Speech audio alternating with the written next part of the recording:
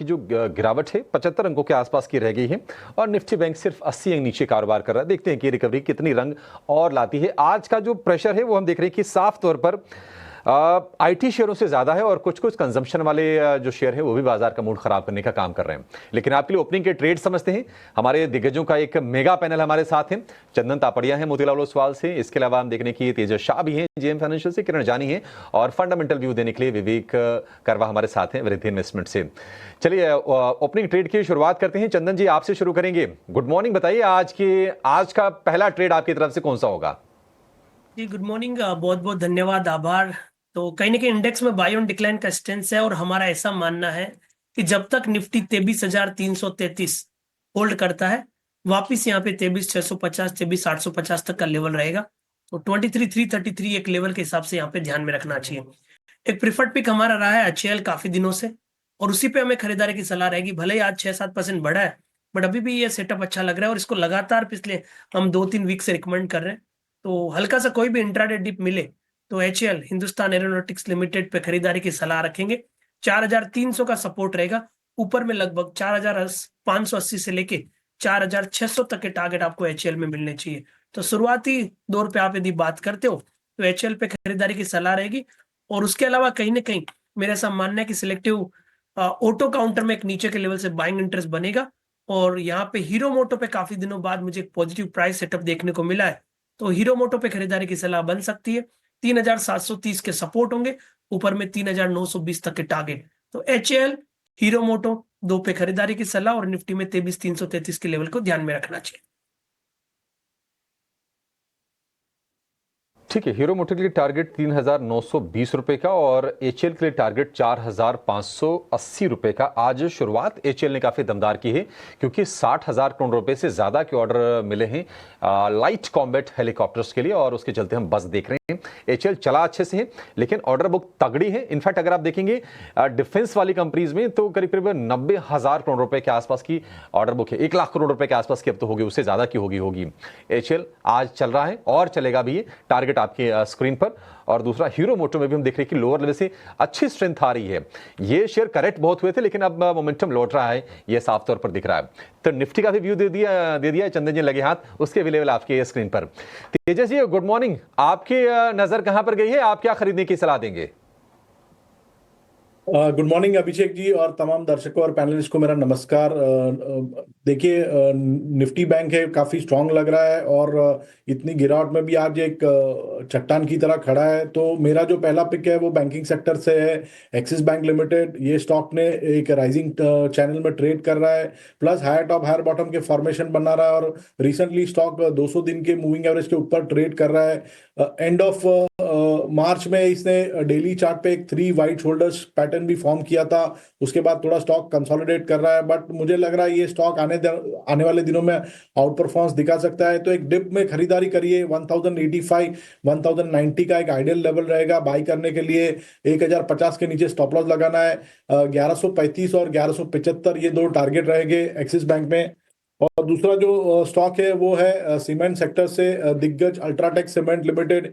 ये स्टॉक ने भी एक रिसेंटली लास्ट वीक एक ब्रेकआउट दिया था और जो शॉर्ट टर्म मूविंग एवरेजेस है उसके ऊपर कंसिस्टेंटली ट्रेड कर रहा है। और एक वी शेप रिकवरी हुई है, तो एक माइनर डिप आएगा तो इसमें खरीदारी करिए। 11,100 का स्टॉप लॉस रहेगा इसमें और पहला लक्ष्य 11,900 का रहेगा, दूसरा लक्ष्य 12,200 का रहेगा। ठीक है, अल्ट्राटेक 11,900 12,200 के टारगेट आपके स्क्रीन पर लिखे भी आ जाएंगे, लेकिन आप सुन लीजिए 11,900 और 12,200 ये टारगेट, 11,100 का स्टॉप लॉस ये होगा अल्ट्राटेक के लिए। और एक्सिस बैंक के लिए जो टारगेट होंगे 1135 1175 के 1050 के स्टॉप लॉस के साथ आपको इसको बाय करना है। ये दो तेजी के सौदे हो गए किरण जी के तेजा जी की तरफ से। अब किरण जी के पास चलेंगे। किरण जी बताइए, आपने क्या स्पॉट किया है, क्या बाय करें अभी?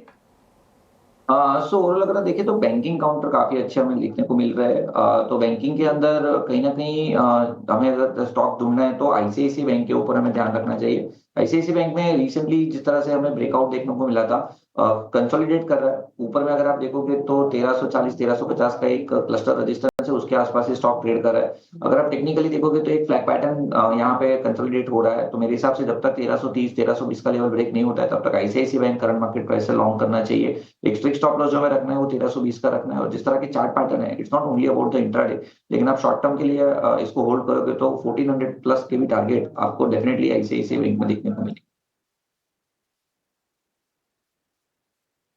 ठीक है, 1320 रुपए का स्टॉप लॉस होगा, 1400 रुपए का टारगेट होगा। आईसीआईसीआई बैंक के शेयर में हमने हाल फिलहाल तेजी देखी भी है, इस मोमेंटम को और कंटिन्यू करेगा आईसीआईसीआई बैंक का शेयर। वैसे अगर आप देखेंगे दिग्गजों में तो आज थोड़ा सा प्रेशर है। आईसीआईसीआई बैंक का शेयर तो हल्का सा नीचे है, लेकिन एचडीएफसी बैंक के शेयर में करीब 1% के आसपास की गिरावट है। इस शेयर में भी हमने हाल फिलहाल तेजी अच्छी खासी देखी थी।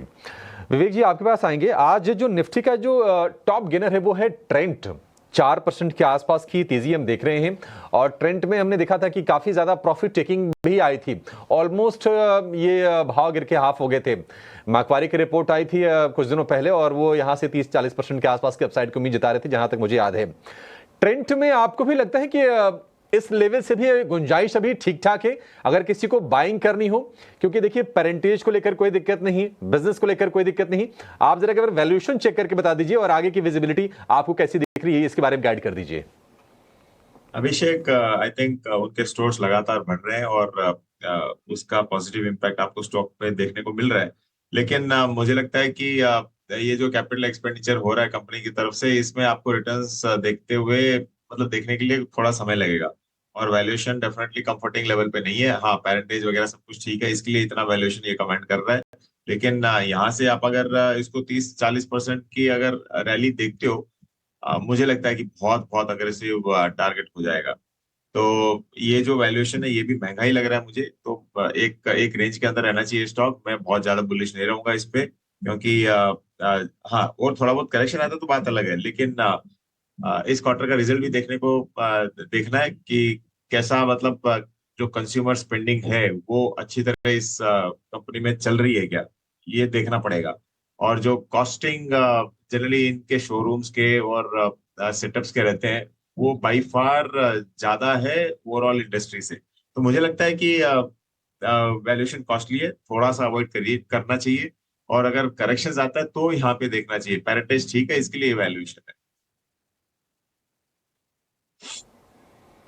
ठीक है, ट्रेंड को लेकर ये भी हो गया। आज के सत्र में अगर आप देखेंगे तो रियल एस्टेट वाले जो शेयर हैं वहां पर आपको नरमी दिखेगी साफ तौर पर। ओबरॉय रियल्टी, प्रेस्टीज, मैक्रोटेक, ये जो तमाम शेयर हैं 2 से 3% के आसपास की गिरावट पर कारोबार कर रहे हैं। चंदन जी, पैसे बना के दिए हैं रियल एस्टेट स्टॉक्स ने, अगर हम पिछले 2 से 3 हफ्ते की अगर हम बात करें तो प्रॉफिट टेकिंग करें, या फिर आपको लगता है कि जो गिरावट अगर आती है तो ये डिप एक खरीदारी का मौका बन जाएगा शेयर में? और आपकी पसंद के शेयर जरा बता दीजिएगा। देखिए, आप रियल एस्टेट की बात करें, इन सब में प्रॉफिट बुकिंग हुई है तो मेरे हिसाब से थोड़ा रुकना चाहिए। कहीं ना कहीं देखिए पूरे बाजार में नीचे के लेवल से रिकवरी हो रही है, बट ये रियल एस्टेट काउंटर में उतना मोमेंटम नहीं बना है।